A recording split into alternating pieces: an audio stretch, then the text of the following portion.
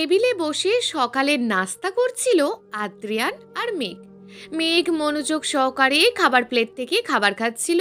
হঠাৎ তার চোখ যায় তার পাশে বসে থাকা আদ্রিয়ানের ওপর, যে এখন ফোন হাতে নিয়ে কারোর সাথে মেসেজ করে কথা বলছে আর মিটমিট করে হাসছে। আদ্রিয়ানের ঠোঁটে হাসির ঝলক দেখে মেঘ চোখ ছোট ছোট করে সন্দিহান দৃষ্টিতে তাকায়। খাবার খাওয়া বন্ধ করে হাতে ফোন নিয়ে আনমনে হাসছে আর ফোনের অপর পাশে থাকা ব্যক্তির সাথে মেসেজ করছে। আদ্রিয়ানের গাল লজ্জায় লাল রক্তিম বর্ণ ধারণ করেছে, চোখে মুখে হাসির ঝলক স্পষ্ট ফুটে উঠেছে। মেঘ ভুরু কুঁচকে তাকিয়ে থাকে আদ্রিয়ানের দিকে। কার সাথে কথা বলছে আদ্রিয়ান? কথা বলার মাঝে এমন লজ্জা পাচ্ছে, আবার ব্লাশিং করছে। ক্লাসের সুন্দরী ছাত্রীর সাথে, নাকি অন্য কোনো মেয়ের সাথে? মেঘ চেয়ার থেকে উকি দেয় পাশে থাকা আদ্রিয়ানের ফোনে। কার সাথে কথা বলছে তা দেখার চেষ্টা করে, কিন্তু মেঘ ব্যর্থ হয়। চেয়ারের কোনায় বসে হাত দূরে রেখে ফোনে কথা বলছে আদ্রিয়ান। মেঘের মাথা সেই অবধি পৌঁছায় না। মূলত আদ্রিয়ান করণের সাথে ফোনে কথা বলছে। হানিমুনে গিয়ে করণ আর আবিহার রোম্যান্স আর খুনসুটির গল্প শেয়ার করছে, যা খুব হাসির আর মজার। তাছাড়া মেঘ আর আদ্রিয়ানের সম্পর্ক নিয়ে তাকে টিজ করছে, যার কারণে আদ্রিয়ান এমন ব্লাশিং করছে। আদ্রিয়ানের এমন লজ্জা পাওয়ার মিটমিট করে হাসা দেখে মেঘ বিরক্ত হয়ে বলে, আদ্রিয়ান স্যার, খাবার খাওয়া বাদ দিয়ে ফোনে কি কথা বলছেন? প্লেটে খাবারটা ঠান্ডা হয়ে যাবে। তাছাড়া আপনি না আজ তাড়াতাড়ি কলেজে যাবেন, লেট হয়ে যাবে। মেঘের কণ্ঠ শুনে আদ্রিয়ানের তার কলেজে যাওয়ার কথা মনে পড়ে। করণের সাথে মেসেজে কথা বলা বন্ধ করে দ্রুত প্লেটে থাকা খাবার খেতে থাকে। ছুটির দিনে বাড়ির সকল কাজকর্ম শেষ করার পরিকল্পনা ছিল মেঘের। ঘর ঝাড়ু, রান্নাঘর পরিষ্কার, থালা বাসন গুছিয়ে রাখা, ফ্লোর মোছা দেওয়া সহ সব কাজ করার। কাজের মহিলারা ছুটি থেকে ফেরত না আসা অবধি সব কাজ তার একাই করতে হবে। যদিও মেঘের কাজ করা নিয়ে কোনো অসুবিধা নেই। আদ্রিয়ান কলেজে চলে গেলে মেঘ বাড়ির কাজকর্ম করবে। আদ্রিয়ান চলে যাবে কথাটা মনে হতেই মেঘের সারা দিন বাড়িতে একা থাকার কথা মনে পড়ে। বিশাল বড় ফাঁকা বাড়ির ভিতরে সারাদিন মেঘ একা কি করবে? পড়াশোনা করে না হয় কয়েক ঘন্টা কাটিয়ে দেওয়া যাবে, কিন্তু এরপর কি করবে? ছোটবেলা থেকে মেঘ ভীষণ বইপ্রেমী, তাই বিনোদনমূলক জিনিস যেমন টিভি, ফোন বা কার্টুন, মুভি দেখার অভ্যেস তার কখনো ছিল না। বাড়িতে কোনো কাজের মহিলা উপস্থিত নেই যার সাথে সে গল্প করবে। তাছাড়া রাতে আবার এখন কারেন্টও চলে যায়। এই বিশাল বড় বাড়িতে অন্ধকারে মেঘ কি করে থাকবে? তাছাড়া আদ্রিয়ান কখন বাড়ি ফিরবে তা মেঘ জানে না। মেঘ খাবার খাওয়া রেখে আদ্রিয়ানের দিকে তাকিয়ে প্রশ্ন করে, আদ্রিয়ান স্যার, আপনি কলেজ থেকে কখন বাড়ি ফিরবেন? আদ্রিয়ান খাবার খাওয়ার মাঝে মেঘের কথার উত্তর দেয়, খুব সম্ভবত রাত 10টা বা 11টার সময়। আদ্রিয়ানের মুখে রাত 10টার কথা শুনে মেঘ শুকনো ঢোক গেলে, মানে এত রাত অবধি তাকে এই ফাঁকা বাড়িতে একা থাকতে হবে? আচ্ছা, মেঘের কি উচিত আদ্রিয়ানের সাথে আজ কলেজে যাওয়া? গ্রুপের সকল ছাত্রছাত্রীর কথা শুনে মনে হচ্ছে ওরা আজ সকলেই কলেজ যাবে। ছাত্রীরা তো অবশ্যই যাবে, যদিও আজ কলেজে ক্লাস হবে না, কিন্তু তবুও ক্লাসের সকলের সাথে তার পরিচয় হবে। একসাথে বসে আড্ডা দিতে পারবে। সিনিয়ররা নিশ্চয়ই আসবে, তাদের সাথেও কথা হবে। আর বাসার কাজ পরেও করা যাবে। নিউ ইয়ার উপলক্ষে কলেজ বন্ধ দিবে, তখন না হয় সব কাজ করবে। কিন্তু এই একা বাড়িতে রাত 10টা অবধি থাকলে হয়তো মেঘ ভয়ে আর একাকিত্বে দম বন্ধ হয়ে মারা যাবে। আদ্রিয়ান মেঘের দিকে তাকায়। খাওয়া বন্ধ করে মেঘকে ভাবনার জগতে বিভোর হয়ে যেতে দেখে আদ্রিয়ান অবাক হয়। মেঘের মুখ দেখে মনের কথা পড়তে পারার মতন অভিজ্ঞতা এখন আদ্রিয়ানের হয়েছে। আদ্রিয়ান বলে, মেঘ, কি হয়েছে তোমার? খাওয়া বন্ধ রেখে কি চিন্তা ভাবনা করছো তুমি? আদ্রিয়ানের কথা শুনে মেঘের হুঁশ ফিরে আসে। সে আবার খাবার খাওয়া শুরু করে। আদ্রিয়ান মেঘের মুখে ভয়ের ছাপ দেখে প্রশ্ন করে, মেঘ, তুমি কি বাসায় একা থাকতে পারবে, নাকি আমার সাথে কলেজে যাবে? আদ্রিয়ানের প্রশ্ন শুনে মেঘ তার মুখের দিকে পিটপিট করে তাকায়। এরপর সম্মতির সূচক মাথা নাড়িয়ে উত্তর দেয়, রাত 10টা অবধি বাসায় একা থাকতে বোরিং লাগবে আমার, তাই কলেজে যাওয়াই মনে হয় ভালো হবে। ওকে, তাহলে খাওয়া দাওয়া শেষ করে রেডি হয়ে আসো, আমি নিচের গাড়িতে তোমার জন্য অপেক্ষা করব। খাওয়া দাওয়া শেষ করে মেঘ থালা বাসন গুছিয়ে রান্নাঘরে রেখে আসে। এরপর রেডি হতে তার রুমে চলে যায়। আদ্রিয়ান বাহিরে গাড়ির কাছে চলে যায়। মেঘ ফ্রেশ হয়ে রেডি হয়ে নিচে নামে। এরপর বাড়ির বাহিরে রাখা গাড়িতে উঠে বসে। তারা একসাথে কলেজে যাওয়ার উদ্দেশ্যে রওনা হয়। কলেজের ড্যান্স প্র্যাকটিস রুমে ড্যান্স অনুশীলন করছে ছাত্রছাত্রীরা। আদ্রিয়ান কাল সকলের সাথে অনুষ্ঠানের আয়োজন প্রোগ্রাম নিয়ে আলোচনা করছে। নবীন বরণ অনুষ্ঠানে সকলে নাচ, গান, কবিতা, অভিনয় সহ অন্যান্য বিভিন্ন আয়োজনে অংশগ্রহণ করবে।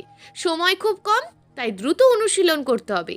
দূরে থাকা এক টেবিলে নুহা বসে আছে। ছাত্রছাত্রী ড্যান্স দেখছে আর হাততালি দিয়ে তাদের উৎসাহিত করছে। কলেজে প্রবেশ করে মেঘ প্রথমে ড্যান্সের রুমে আসে। ড্যান্স রুমের দরজা ধাক্কা দিয়ে ভিতরে প্রবেশ করে। টেবিলের ওপর বসে থাকা নুহা মেঘকে দেখে হাত দিয়ে ইশারা করে। মেঘ নুহার ইশারা খেয়াল করে নুহার কাছে এগিয়ে আসে। নুহা মেঘকে তার পাশে বসায়। এরপর মেঘের দিকে ঘুরে তাকিয়ে হাসি খুশি মেজাজে প্রশ্ন করে, মেঘ, তুমি আজ কলেজে এসেছো কেন? বড়দিন উপলক্ষে আজ কলেজ ছুটি দিয়েছে, তুমি কি জানো না? হ্যাঁ জানি, কিন্তু বাসায় একা থাকতে বোরিং লাগছিল, তাই কলেজে এসেছি। মেঘ, তুমি কাল নবীনবরণ অনুষ্ঠানে কি করবে? গান নাকি নাচ? আমি তো নাচ করতে পারি না, তবে গান গাইতে পারি। তবে তুমি নবীনবরণ অনুষ্ঠানে গানই গাইবে। নোহা, আমি বাংলা গান করি। আমেরিকার মানুষ কি বাংলা গান শুনবে? আরে মেঘ, তুমি কি জানো না নবীনবরণ অনুষ্ঠানে যিনি প্রধান অতিথি উনি দেশের, তাই তুমি প্রধান অতিথিকে ইমপ্রেস করার জন্য বাংলা গান গাইতে পারো। প্রধান অতিথি যে দেশের এ কথা শুনে মেঘ অবাক হয়ে বলে, প্রধান অতিথি সত্যিই দেশের? তার মানে উনি বাঙালি? হ্যাঁ, উনি বাঙালি। তাছাড়া আমেরিকার একজন বিখ্যাত গায়কও হলেন উনি। তাই তুমি যদি বাংলা গান করো তবে প্রধান অতিথি ইমপ্রেস হয়ে যাবে। ওকে, তাহলে কাল নবীনবরণ অনুষ্ঠানে গান করায় যায়। মেয়ে গানের প্রতিযোগিতায় নাম দেয়, কিন্তু নোহা ড্যান্স করবে বলে ঠিক করে। তাই সে রুমে উপস্থিত সিনিয়রদের কাছে যায় আর ড্যান্সে নাম দেয়। ছোটবেলা থেকে তিহান নাচ খুব ভালো করে, তাই সে নাচে নাম দেয়। কিন্তু অনুষ্ঠানের জন্য একজোড়া কাপেল ড্যান্স পার্টনার খুব জরুরি ছিল। তাই সিনিয়ররা নোহা আর তিহানের নাম কাপল ড্যান্সে রাখে। ড্যান্স গাউনে পরস্পর মুখোমুখি অবস্থান করছে নোহা আর তিহান। চারপাশে গানের টিউন বাজছে, সাথে সকলে তাদের উৎসাহিত করছে, হাততালি দিচ্ছে। কিন্তু নোহা আর তিহানের উভয়ের মধ্যে আনন্দ নয়, বরং ভয় আর জড়তা কাজ করছে। একে অপরের কাছে যেতে তারা হয়তো দ্বিধাবোধ করছে। নোহা পিটপিট করে তাকায় তার থেকে সামান্য দূরে অবস্থান করা তিহানের দিকে। তিহানও তাকায় নোহার দিকে। দুজনের চোখ মিলিত হয়। বেশ দীর্ঘ সময় অতিবাহিত হওয়ার পর নোহা আর তিহান ড্যান্স করা শুরু করছে না দেখে দূরে থাকা সিনিয়ররা বিরক্ত হয়ে বলে, নোহা, তিহান, তোমরা ড্যান্স শুরু করছো না কেন? মিউজিক তো বাজছে। সিনিয়রের ধমক শুনে নোহা ভয়ার্ত চাহনি নিয়ে এক পা এগিয়ে যায় তিহানের কাছে, কিন্তু পরক্ষণেই থমকে যায়। না, তিহানের সাথে একসাথে ড্যান্স করা তার দ্বারা সম্ভব না। নোহা আবার পিছিয়ে যায়, ড্যান্স গাউন থেকে চলে যাওয়ার উদ্দেশ্যে পা বাড়ায়।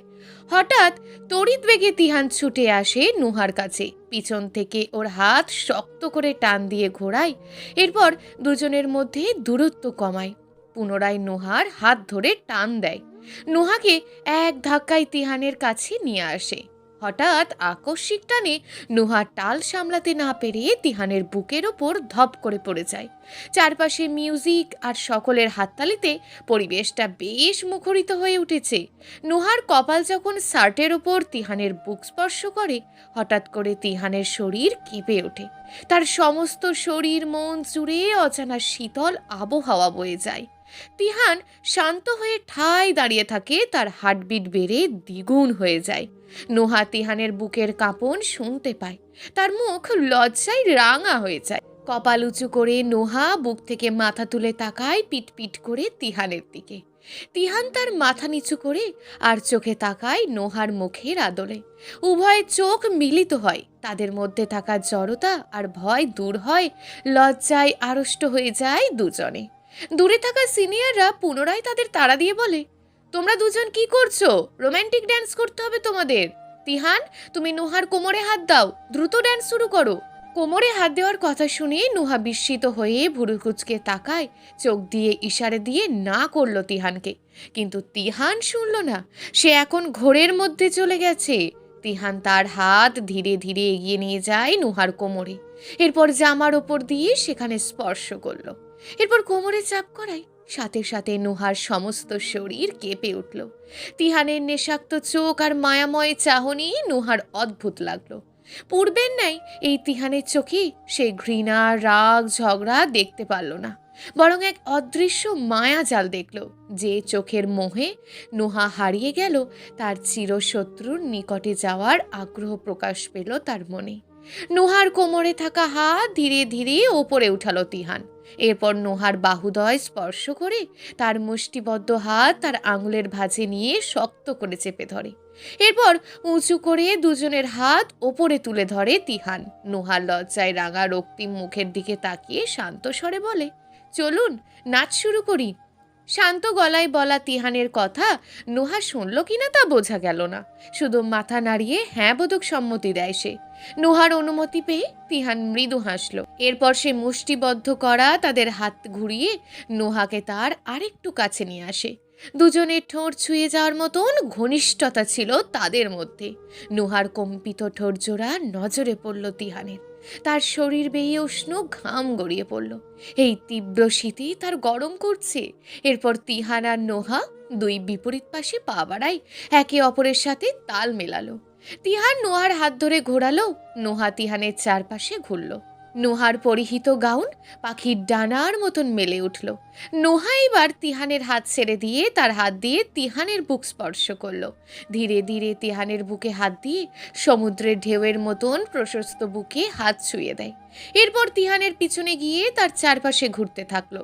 গানের সুমধুর ধ্বনি আর তাদের একে অপরের চোখের রোম্যান্টিক ডান্স যেন এই তীব্র শীতের মাঝে আগুন ধরিয়ে দিল। নোহা যখন ঘুরে ঘুরে তিহানের থেকে দূরে যেতে চায়, তখন তিহান হাত ধরে নোয়াকে নিজের কাছে নিয়ে আসে। পিছন থেকে নোহাকে ধরে তার কাছে নিয়ে আসে, পুনরায় তার বুকের সাথে মিশিয়ে নেয়। দূরে টেবিলে তিহান আর নোহার নাচ দেখছে মেঘ, আর মিটমিট করে হাসছে। এই দুজন যতই ঝগড়া আর মান অভিমান করুক না কেন, তাদের একসাথে কিন্তু বেশ মানায়। একদম পারফেক্ট কাপল। আর ভালোবাসার মাঝে যদি ঝগড়া, দুষ্টুমিষ্টু হাসি, ঠাট্টা, খুনসুটি না থাকে, তবে সে প্রেম কখনো পূর্ণতা পায় না। নোহা আর তিহান উভয়ই যদি ঝগড়া করতে করতে ধীরে ধীরে একে অপরের প্রেমে পড়ে যায়, তবে কিন্তু মন্দ হবে না। তাছাড়া তিহান ছেলে হিসাবে যথেষ্ট ভালো, শান্তশিষ্ট, ভদ্র, আর নোহাও তাই সুন্দরী, বুদ্ধিমতী আর খুব মিশুকে প্রকৃতির। ভবিষ্যতে কি হবে তা না হয় ভাগ্যই ঠিক করে দেবে। প্রায় 5 মিনিট পর নোহা আর তিহানের ড্যান্স শেষ হয়। রোম্যান্স আর মুগ্ধতায় ভরা কাপল ড্যান্স করছে তারা। ড্যান্স শেষ হবার পর আশেপাশে থাকা সকলে হাততালি দিয়ে ওঠে। সিনিয়ররা তো প্রশংসায় পঞ্চমুখ, কিন্তু নোহা আর তিহানের কানে এখনো হাততালি বা গান থেমে যাওয়ার বিষয়টা যায়নি। তারা এখনো একে অপরের মাঝে বিলীন হয়ে আছে। নোহার চোখের সমুদ্রের ন্যায় গভীরতা, যার মাঝে তিহান হারিয়ে গেছে। দুজনে এখনো খুব কাছাকাছি অবস্থান করছে। সিনিয়ররা সকলে এগিয়ে যায় ড্যান্স গাউনে। এরপর খুশি হয়ে জোরে শব্দ করে বলে ওঠে, নোহা, তিহান, তোমরা উভয়ে খুব সুন্দর ড্যান্স করেছো। এক কথায় দারুণ হয়েছে। কি রোম্যান্স আর কি এক্সপ্রেশন দিলে তোমরা, জাস্ট ওয়াও। হঠাৎ সিনিয়রদের কণ্ঠ শুনে নোহা আর তিহান দুজনেই চমকে যায়। তারা দ্রুত ঘোর থেকে বের হয়ে আসে। এরপর আশেপাশে তাকায়। ড্যান্স শেষ হয়ে গেছে এটা বুঝে তারা একে অপরের থেকে দূরে সরে আসে। ড্যান্স করার সময় তারা একে অপরের সাথে যে রোম্যান্স করেছে, এই কথাটা কেমন যেন অবিশ্বাস্য লাগছে তাদের কাছে। আর এতক্ষণ কি হয়েছিল তাদের? কোথায় হারিয়ে গিয়েছিল তারা? সত্যি নোহা তার চিরশত্রু এই মিস্টার শয়তানের সাথে ড্যান্স করেছে? আর তিহান, সে কি করে এই মিসেস ঝগড়ুটির সাথে রোম্যান্টিক কাপল ড্যান্স করতে পারে? অসম্ভব। তারা দুজন করবে রোম্যান্স, কিন্তু 5 মিনিট সময় আগে তাদের করা ড্যান্স আর রোম্যান্টিক মুহূর্তর কথা মনে করে বেশ লজ্জা পাচ্ছে দুজন। একে অপরের দিকে তাকিয়ে অবধি দেখতে পাচ্ছে না। আর সিনিয়ররা তাদের লজ্জা দিতে আরও ইচ্ছে করে খেপিয়ে যাচ্ছে। নোহা আর গাউনে দাঁড়িয়ে থাকতে পারল না। সে দৌড়ে ছুটে চলে আসে আগের জায়গায়, যেখানে মেঘ বসেছিল। টেবিলের কাছে এসে দাঁড়ায় নোহা। মেঘ বসে থাকা থেকে উঠে দাঁড়ায়। এরপর নোহার লজ্জায় লাল হয়ে যাওয়া গাল দুটি টেনে ধরে বলে, কি হয়েছে তোমার নোহা? হঠাৎ করে এমন লজ্জা পাচ্ছ কেন? ড্যান্স গাউনে এতক্ষণ তিহানের সাথে তো খুব রোম্যান্স করছিলে, এখন এমন লজ্জায় লাল নীল হয়ে যাওয়ার কারণ কি শুনি? নোহা মেঘের দিকে রাগী দৃষ্টিতে চোখ গরম করে তাকায়, কিন্তু মেঘ ভয় পায় না। বরং সে শব্দ করে খিলখিল করে হাসতে থাকে। মেঘ বেশ বুঝতে পারল নুহা খুব শীঘ্রই তিহানের প্রেমে পড়বে, অবশ্যই পড়বে। ড্যান্স প্র্যাকটিস রুমে সবাই নবীন বরণ অনুষ্ঠান উপলক্ষে নাচ গান অনুশীলন করতে থাকে। মেঘ তার গান গেয়ে সবাইকে শোনায়। যদিও তারা বাংলা গান বুঝতে পারে না, তবুও মেঘের গানের কণ্ঠের প্রশংসা করে। দুপুর 2টো। নবীন বরণ অনুষ্ঠান উপলক্ষে সারা কলেজ রঙিন লাল মরিচা বাতি দিয়ে সাজানো হয়েছে। কলেজ প্রাঙ্গণে বড় স্টেজ বসানো হয়েছে, যা হাজার রকম ফুল আর রঙিন কাপড় দ্বারা সজ্জিত। সময় খুব কম থাকায় আয়োজন খুব সুন্দর হয়নি, কিন্তু খারাপও হয়নি। সাধারণতের মধ্যে অসাধারণ ছিল আয়োজন, আর আদ্রিয়ানের পছন্দের অবশ্যই প্রশংসা করতে হয়। এত অল্প সময়ের মধ্যে খুব সুন্দর করে সমগ্র সাজিয়ে ফেলেছে। আর আজ সারা দিন কলেজে ক্লাস হয়নি, যার ফলে ছাত্রছাত্রীরা সকলে মিলে বেশ আনন্দ আর মজা করেছে।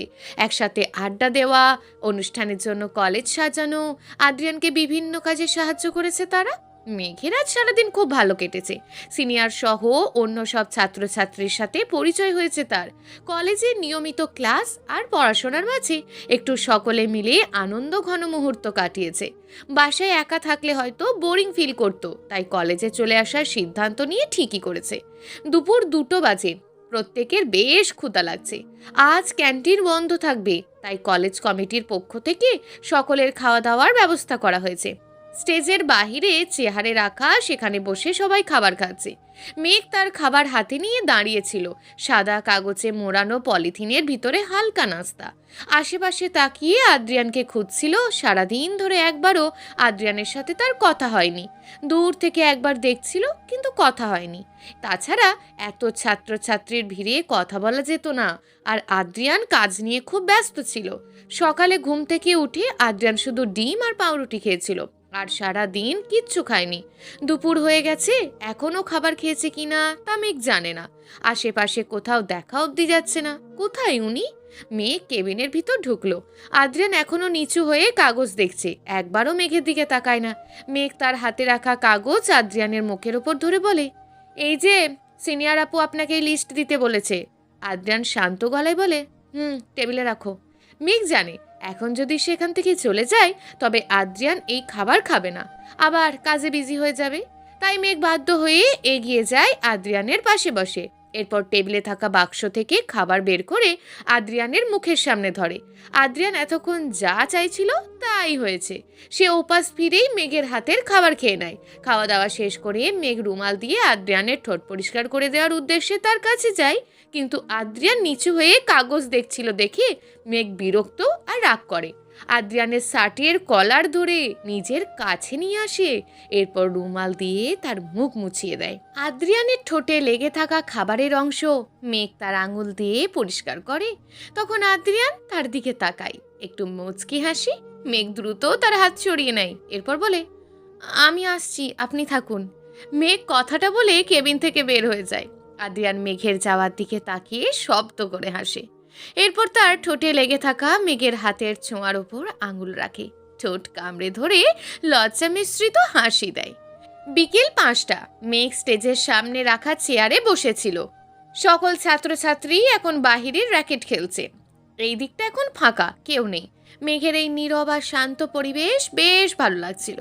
দূর থেকে মেঘকে একা বসে থাকতে দেখে আদ্রিয়ান এগিয়ে আসে তার কাছে। এরপর মেঘের পাশে বসে তার হাতে থাকা কফির কাপ এগিয়ে দিয়ে বলে, মেঘ কফি খাও। আদ্রিয়ানের হাত থেকে মেঘ কফি নেয়। এরপর খেতে খেতে তারা একসাথে অনুষ্ঠানের বিষয়ে কথা বলছিল। হঠাৎ মেঘের ফোনে কল আসে। ফোনের স্ক্রিনে জামান সাহেবের নাম্বার দেখে মেঘ বলে, আদ্রিয়ান স্যার, আমার ফোন এসেছে, আমি একটু কথা বলে আসছি। যাও। মেঘ দূরে চলে যায়। এরপর ফোন রিসিভ করে বলে, হ্যালো বড় আব্বু, কেমন আছো তুমি? হ্যাঁ আমি ভালো আছি, তুমি কেমন আছো মেঘ? জি ভালো। কিন্তু হঠাৎ তুমি কেন ফোন করলে? মেঘ, তোমার আর আদ্রিয়ানের ডিভোর্স পেপার রেডি হয়ে গেছে, তুমি কি আদ্রিয়ানকে ডিভোর্স দিতে চাও? জামান সাহেবের কথাটা শুনে মেঘ থমকে যায়। এরপর একবার দূরে বসে থাকা আদ্রিয়ানের দিকে তাকায়। আদ্রিয়ান হয়তো এখন মেঘের সাথে ভালো ব্যবহার করছে, তার যত্ন করছে, কিন্তু গত 9 বছর আগের অতীত মেঘ ভুলে যায়নি। মেঘ শান্ত হয়ে বলে, হ্যাঁ চাই, তুমি ডিভোর্স পেপার রেডি করো। চলবে। গল্প তোমার নামে নীলছে তারা, লেখিকা হিয়া। প্রিয় দর্শক বন্ধুরা, এই গল্পটি চলমান এবং এখনও বেশ কয়েকটি পর্ব দেওয়া হবে। পরবর্তী পর্বগুলো নিয়মিত পেতে আমাদের চ্যানেলটিকে অবশ্যই সাবস্ক্রাইব করে রাখবেন। দেখা হবে পরবর্তী ভিডিওতে। ততক্ষণ ভালো থাকুন, সুস্থ থাকুন, নিজের পরিবারের খেয়াল রাখুন। ধন্যবাদ।